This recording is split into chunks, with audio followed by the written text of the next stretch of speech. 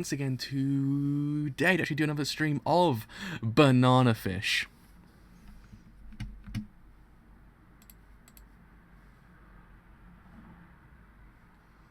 Good to go, we're good to go, we're good to go. So yes, Banana Fish episode 14 was, oh boy, that was an episode.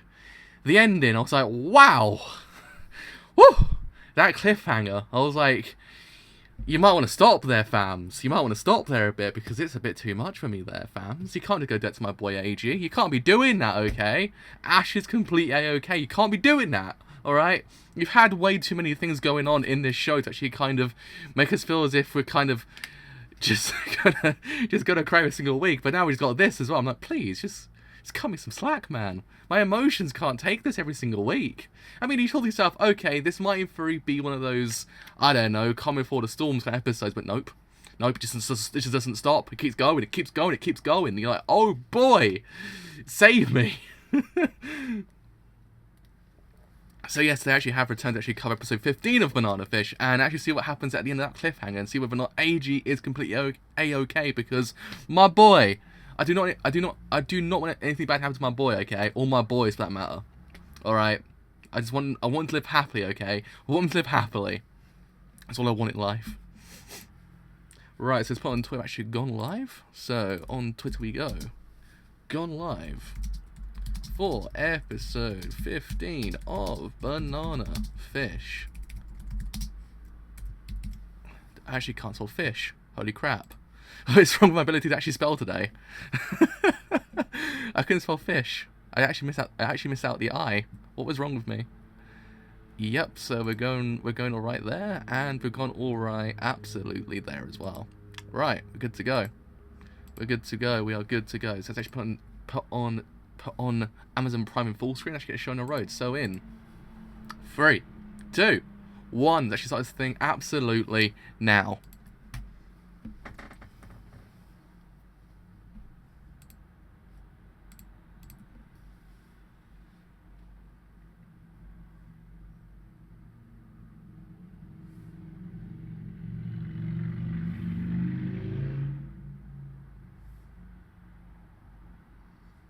Oh, snap, my boy.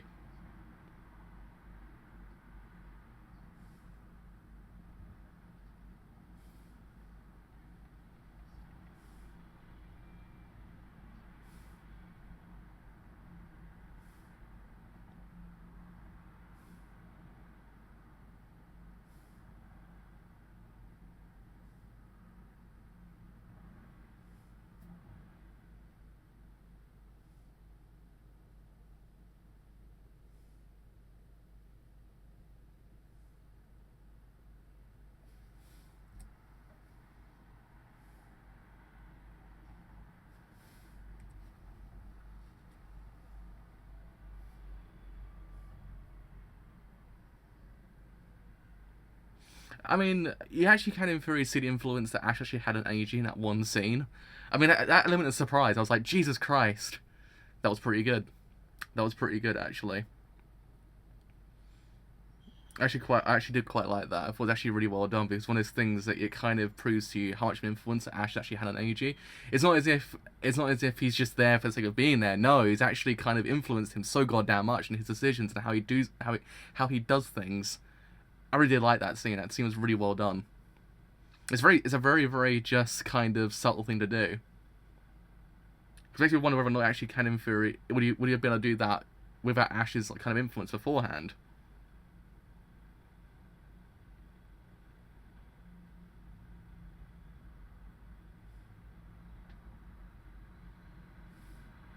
So really well done that scene, and my boy AG, my boy AG.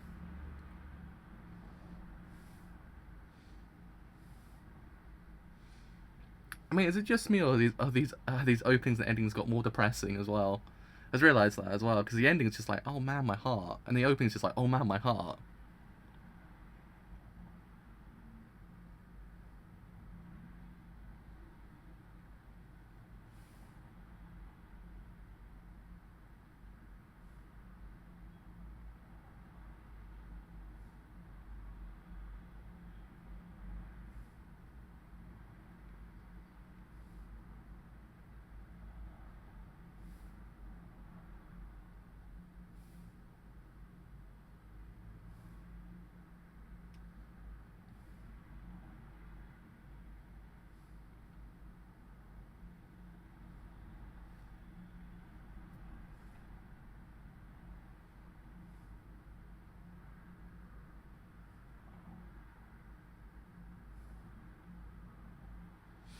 I actually did say last week, but it actually doesn't really feel like it's actually happening. But the idea of how Eiji's character is changing because of the event itself, you kind of see the determination in his eyes now. It's kind of like they switch places, really, in essence. Like Ash is not there, so Eiji's become Ash in some way.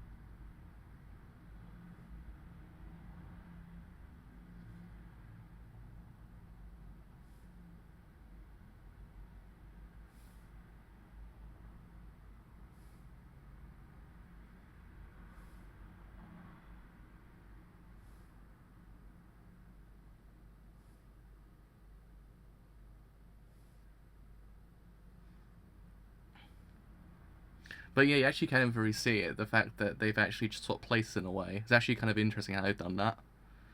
Because it's kind of like you can see the determination in Eiji's eyes now. Oh, snap.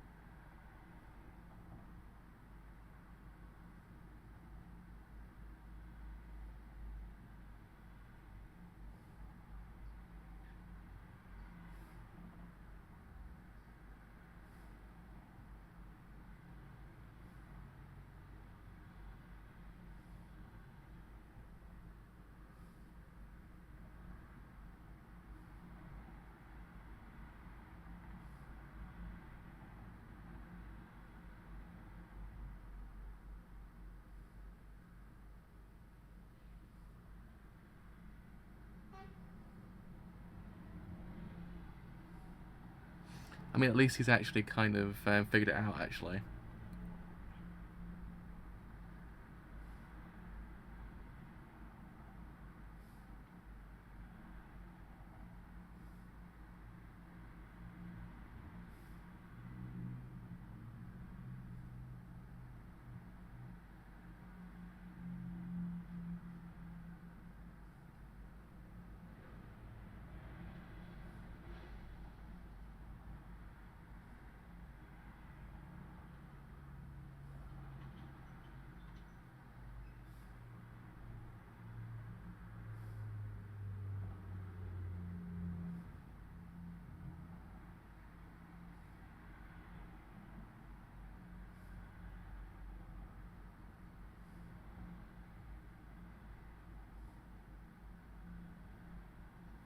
I guess it's also nice the fact is we have characters that don't actually believe the fact that he's dead. That's kind of nice because sometimes you get characters who kind of just give up instantly, like, okay, what's the point then? But here it's like, no, they're actually continuing, like yeah, he's not dead. He can't be dead. There's actually something going on here.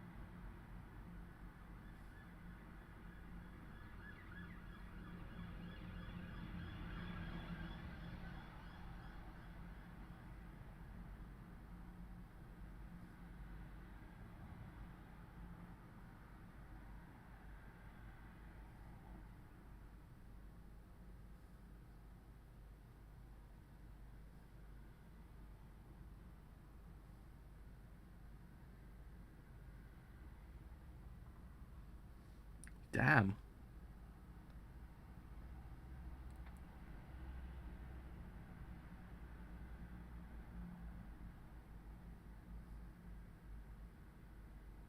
Oh no. Oh no.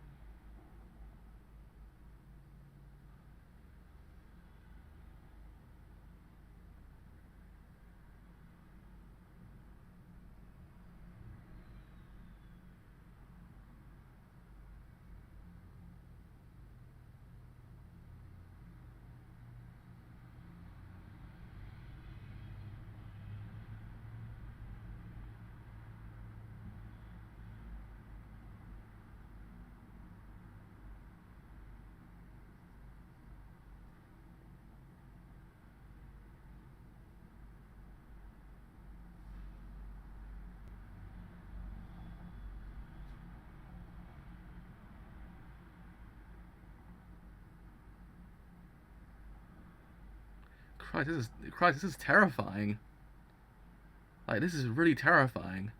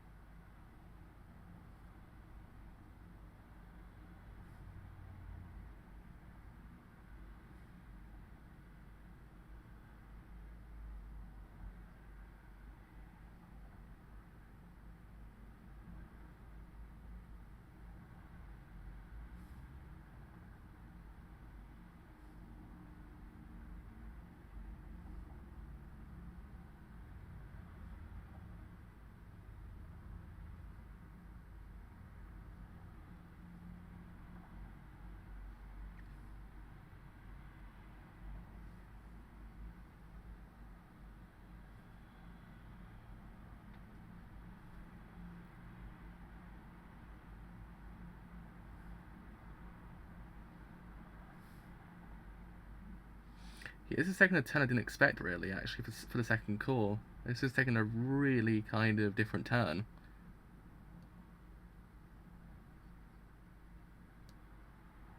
It kind of makes the whole drug itself kind of the forefront once again, because it was kind of like it was there, but it was kind of in the background also to the other narratives going on. But now it's also come to the forefront again.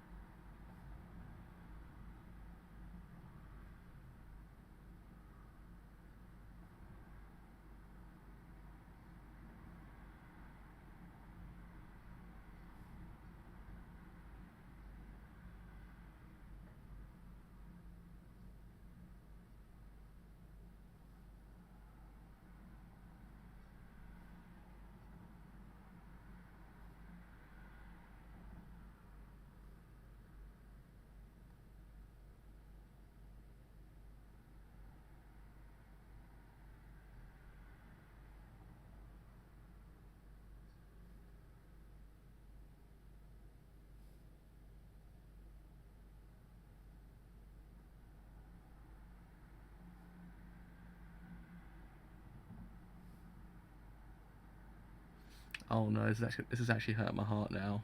This has hurt my heart.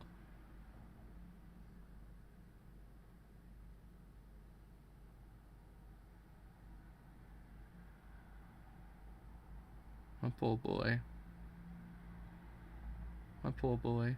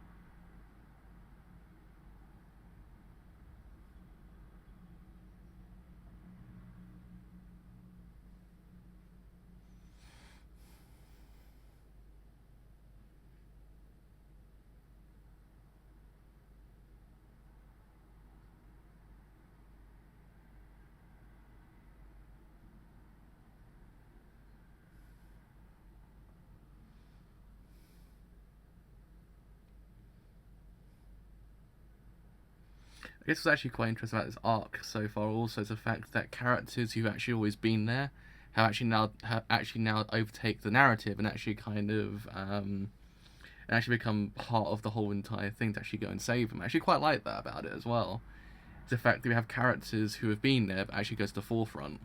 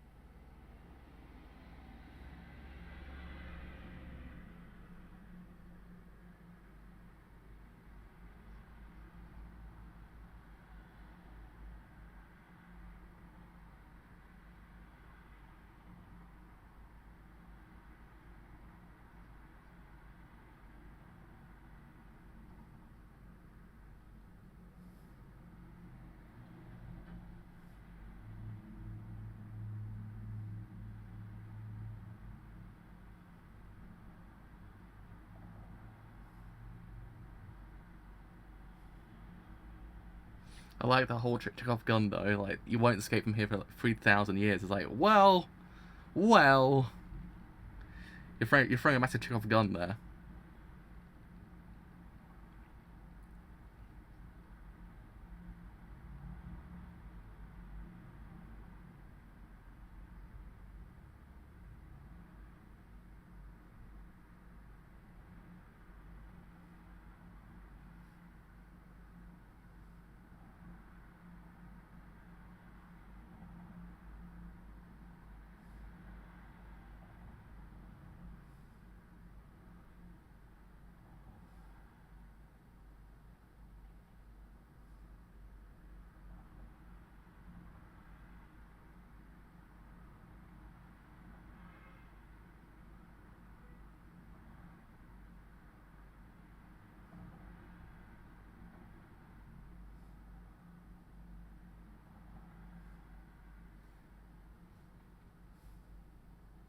Damn.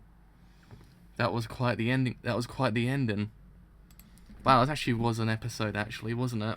Man, that was a lot. Actually, didn't really happen, really. It was kind of terrifying more than anything. It was kind of one of those episodes that kind of takes you back, like, Jesus Christ. It kind of tells you gravitas to the actual drug itself and what it actually can in theory do to people. It's one of those things that I guess this actual arc will in theory explore, this whole entire idea of what that drug actually can in theory do and what it actually can in theory possess if it got out. It's one of those things I actually quite like the fact that actually brought that back into the forefront, because again, it's always been there since day one. It's not as if it's kind of just magically appeared out of nowhere for a second kind of arc that should kind of take place. No, it's always kind of been there, but it's always kind of just taken slightly a back seat to Ash's kind of revenge. But now it's kind of come back to the forefront. It's actually one of those things I actually kind of enjoy the fact that actually kind of changed the dynamic slightly with certain things. Like, second cour's really kind of taken this whole entire dynamic the characters have and kind of shifted it ever so slightly. And it actually doesn't really work for the actual kind of rest of the narrative. Oh man, he's so beautiful as well. Jesus Christ, his ending's just... It breaks my heart, but he's beautiful in his ending.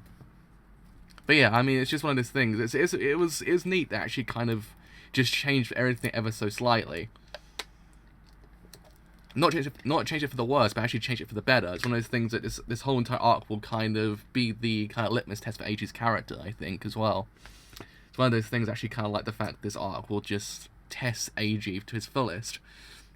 Because as I said during the stream, you can tell the influence that Ash has actually had on him, because that whole entire scene with Lee, it was terrifying the fact that actually Canon Free he actually managed to actually do that. But we understand why you can do that. So that's the thing. It's not as if it just came out of nowhere. No, you understand why you can actually in theory do that, because you can see the influence that Ash actually had on him.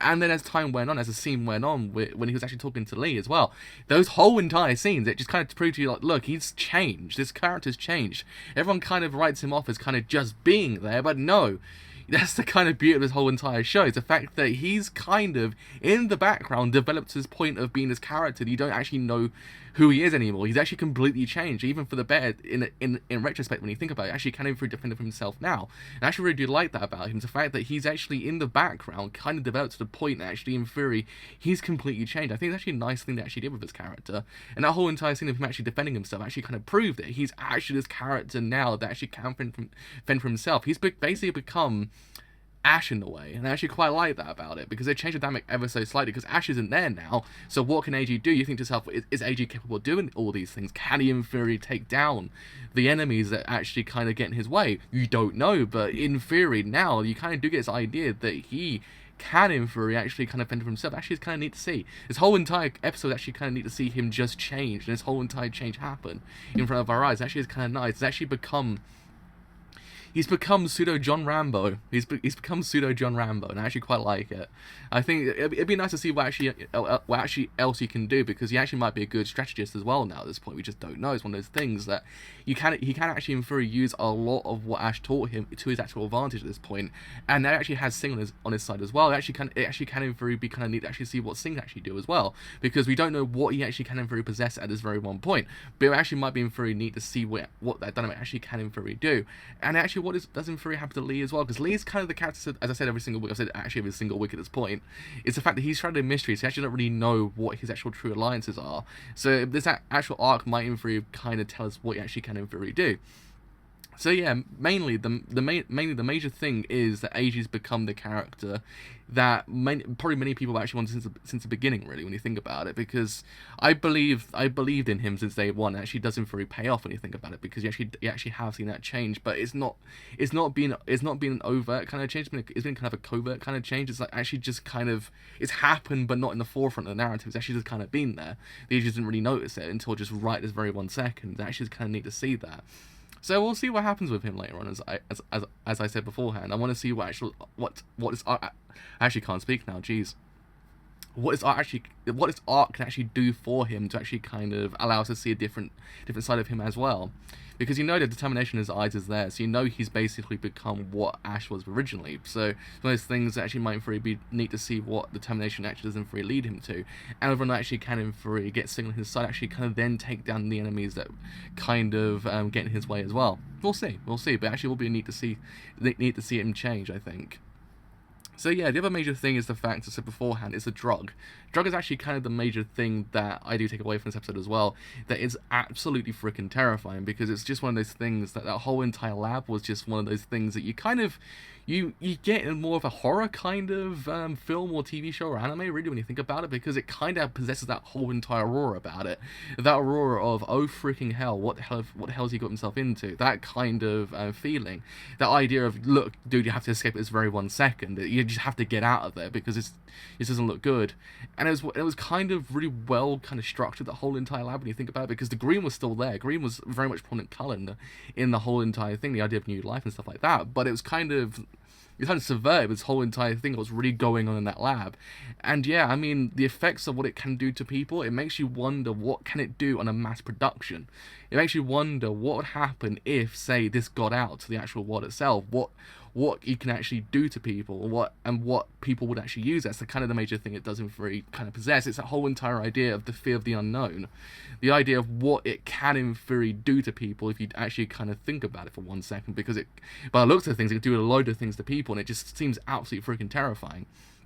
So thankfully, hopefully, nothing actually happens about this drug, because if it gets out, Jesus freaking Christ, it would be catastrophic when you think about it. It's one of those things that it feels a lot like MK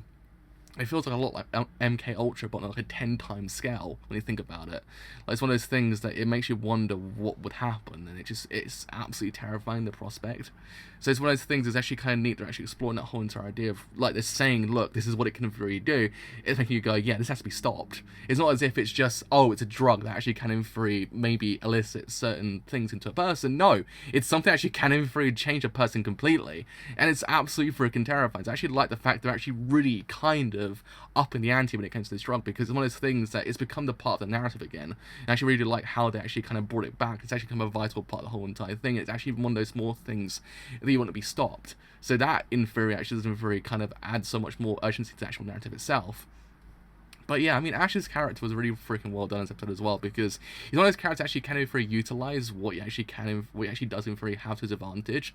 It's one of those things that I actually really appreciate, the fact that he's this character that actually is a very good strategist and also knows how to get out of situations that otherwise seem impossible. It doesn't feel as if he has plot armor or something like that. He just seems like a person that actually has in theory learned all these things as life goes on. So he actually can in theory just use these to his advantage. I do appreciate the fact that he does in theory do this, because it doesn't really feel as if, oh, he's just one of those characters that actually knows what the hell he's doing all the time because he's just this amazing character. No, he has flaws as well, but he's a character who knows what he's doing in situations like this. So it's actually really well done because of it. Also said beforehand, nice use of Chekhov gun just then as well, with the whole entire thing of saying, oh look, you want to escape from here. It's like, well, I don't know. We'll see, I guess. We'll see. But yeah, I mean, it's one of those things. The episode actually was freaking brilliant, I must say. It was just for the characters themselves. It's one of those episodes that actually really brought back certain characters as well, like Max and eBay as well, because it's one of those things that Max and eBay have always been there. Don't get me wrong. It's not as if they just kind of came out of nowhere. No, they've always been there. But it's one of those things that they've actually slowly just became a part of the narrative even more as time went on. Actually, now become a part of the forefront of the narrative. It's one of those neat things to actually kind of see, because it's not just a fact that it's just there for the sake of being there. No, they've got a purpose. And the post actually kind of getting realised. I actually like Max's character as time goes on even more, because he's one of those characters that actually does use a lot of what he knows to his advantage as well. It's one of those things that it can in theory be neat to see what he actually can in theory do as time goes on.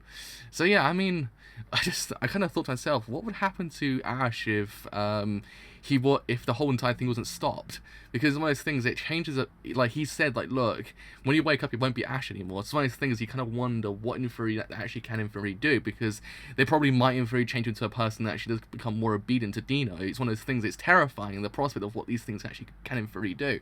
It's not as if it's one of those things that you can just write off. No, it's not. This whole entire thing has urgency to be stopped. And it's like, it's not as if anyone actually can in theory come in and stop it, because one of the characters says, like, look, we've got a strong hold on the government in America. I was like, Jesus Christ. I was like, this is not looking good for anyone in the situation when you think about it, because it's one of those things that it's just, I don't know, it's just every single time it kind of mentions it, you just kind of thought to yourself, oh God. And then every single time you actually hear the effects of it and hear the people that actually kind of experimented on it, makes you go, oh God. It's one of those things that it's just, it's not just a revenge tale anymore. It's a tale of taking down something that doesn't really possess too much power when you think about it. Humans have too much power. It kind of goes back to the whole entire theme of the advancement of certain things leads to destruction of humanity at the exact same time. And in theory, when you think about it, if you actually kind of thought about this for 1 second, if this got out to mass production, it can in theory lead to destruction of a certain part of humanity when you think about it, because it just has that about it. I mean, beforehand, you saw it with certain episodes that kind of explored the whole entire idea of what the drug actually can in theory do to people, because people were kind of going nuts and doing things that wouldn't be otherwise done by that person. So it's one of those things that actually can in theory see the effects. So it's one of those things that you kind of wonder, don't let this get out. But it doesn't really seem as if it actually can in theory get out. It's actually kind of terrifying because of it. But we'll see what happens there on that front as well, because who knows what can in theory happen. We don't know whether or not actually can in theory be stopped. It's the major thing as well, because it's one of those things, this show doesn't always kind of give you a straight answer. No, it doesn't. It gives you an answer of, oh God, please. This is the major kind of mood. Just please. So yeah. I mean, animation was really freaking good this episode as well. OST was amazing as well. Everything was amazing as well. The use of the color palette was actually really freaking good, especially for Eiji's part of the episode as well. It's very muted. It actually it's kind of switched, because when you think about it, when Eiji wasn't with Ash, Ash's color palette was very muted. But now the whole dynamic is actually kind of switched. Now Eiji's color palette is actually very kind of muted. So really, all in all, it actually was kind of cool to actually see this dynamic kind of change. But yeah, I mean, that's me done for today. So as always, if you have enjoyed this whole entire stream as a whole on Twitch, and do leave a follow, because indeed, there's something quite a bit. If you haven't enjoyed it here on YouTube and you do want to leave a like, then do leave a like, because indeed, it does something quite a bit. If you have enjoyed it here on YouTube and you do want to stay there a little bit longer, then do leave a sub, because indeed, it does something quite a bit. And if you want to stay that ever bit longer after that very one point, then do follow me on Twitter, because indeed it does something quite a bit. Actually will then know when these streams go live, and you actually know when these streams go live and other streams I do as well. And if Twitter is not your thing also, then I do have a Discord server as well, where you actually will know when these streams go live and any other streams I do as well. But until next time, episode 16 of Banana Fish, I will see you guys later. Bye for now.